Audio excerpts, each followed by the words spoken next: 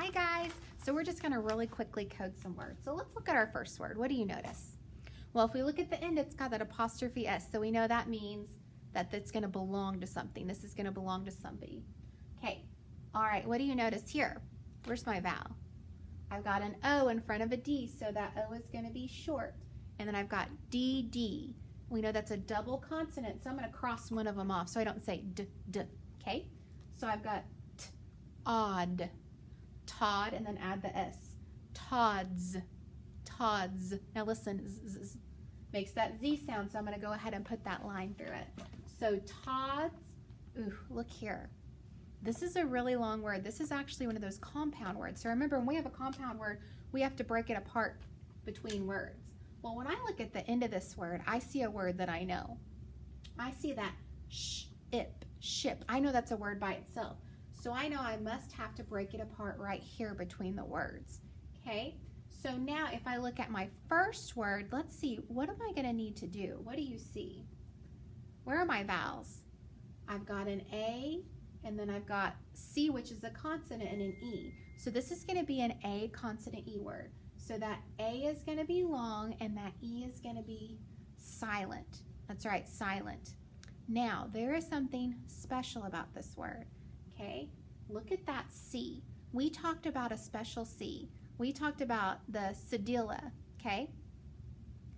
Okay, and what that means is that we also call it, sometimes I just like to call it the soft C. So soft C says S like an S, okay? And remember, it's going to be a soft C when it's in front of that E in front of an E, okay? So what I'm going to do is I'm going to make that little mark that kind of looks like it's an S coming down from it, okay? That's cedilla, okay? So I have space, space. See, it makes the sound. So that's why I make that line. I always think of it as an S coming down. It's because it's soft. Space, and then over here, I've already said this word, but we're going to go ahead and code it. It has that digraph, SH, so let's underline that. And then it's got an I that's in front of a P, so it's going to be short. So ship. So Todd's space ship. Down here, how would I code this word? That's a pretty long word. I better find my vowels. Well, I've got an E, and then I have a Y, and then I've got consonants in between. So I'm going to go ahead and break it apart between those consonants, okay? So now when I look at my first syllable, I've got an E in front of an N that's going to be short, twin, and then I got a T in front of a Y that I put the dot on it because it's acting as a vowel. So T, 20.